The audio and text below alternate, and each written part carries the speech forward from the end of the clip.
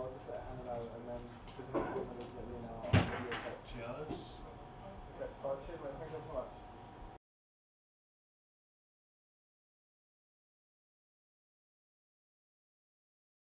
I've been at 442 since January 2010. Well, the job entails producing a monthly magazine with a team of 7 people who I manage, and every issue has roughly 110 editorial pages in, which is my responsibility to produce. The most important one of which, of course, is the cover, which sells the magazine on the newsstand.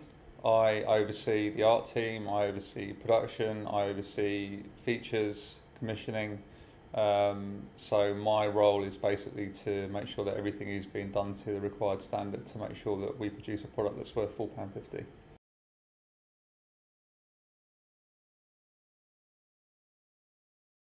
I think one of the reasons why I got into journalism in the first place was there is no such thing as a typical day in journalism, and that's been the same whether I've been doing work experience or I've been an editor of a national magazine like 442. So it's a very varied job.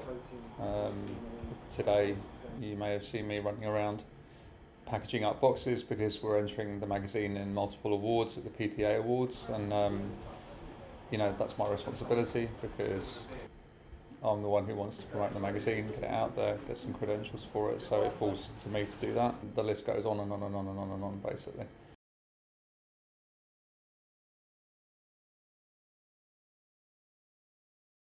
I'd say that magazine journalism is something that recently we've had to work much harder. I mean, speaking from a 442 perspective, we've recently seen an uplift in sales figures in the ABCs, which is very unusual in this climate. What we did was we went back to the basics of what magazines do really, really well, which is we told stories properly, at length, in depth, designed them brilliantly, used great photography, and really crafted it properly. Because magazine making might sound corny, I perceive it, and it's perceived here at this company as a craft. I don't really feel like you really get the depth on TV that you would from reading a 4,000 word feature in 442.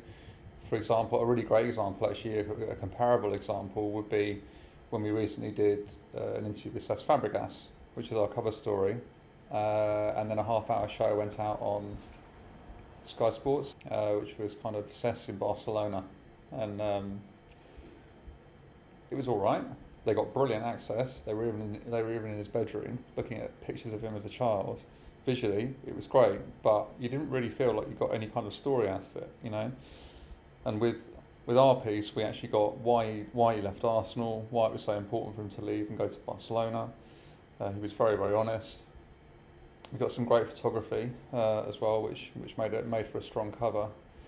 But I felt like the TV piece left me feeling quite cold. They sent Georgie Thompson, who's obviously a well-known person on Sky Sports, who's a bit of a personality in her own right, and I'm noticing more and more recently that football people are being interviewed by personalities. The most recent one being Spoonie doing Sir Alex Ferguson, which made me want to go and blow my brains out, because having someone who's not even a trained journalist doing an interview like that and wasting that person's time essentially to do some kind of grandstanding thing on radio was massively irritating to me, because I know that with that time we could have done an amazing feature in the magazine and really, really produce something of value for our readers and anyone who wanted to buy the magazine. So I think TV is different from magazines, and we have to be different, because if we're not different, then we're not going to sell any magazines and we're just going to die. So it's very, very important for us to have that point of difference and to always go the extra mile to make sure that what we deliver is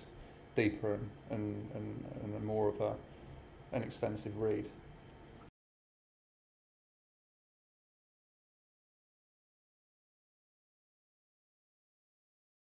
Work experience. Get as much work experience as you can. That's what I always say.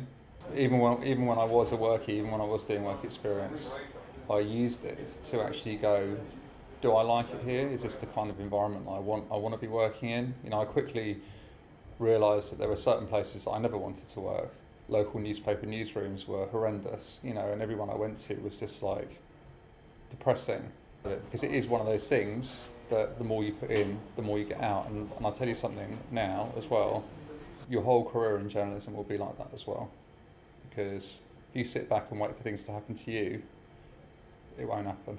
So get work experience, show willing, show that you want to do stuff, and really look around as well.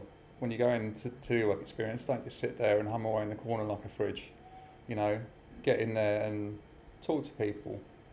Obviously people are busy, don't bother them if they're really busy, but people generally here anyway will talk to you about stuff. I think it's quite important that work experience people open their mouths and use that time effectively. We have a lot of people who come in here and don't do that, and I understand why. It can be an intimidating environment, and not because we're all horrible or anything like that, but it is just intimidating being in a professional environment when you're not part of it. Yeah, overall work experience is absolutely key. I look at that on CVs before I look at any kind of academic or career qualification, so it's very important to me.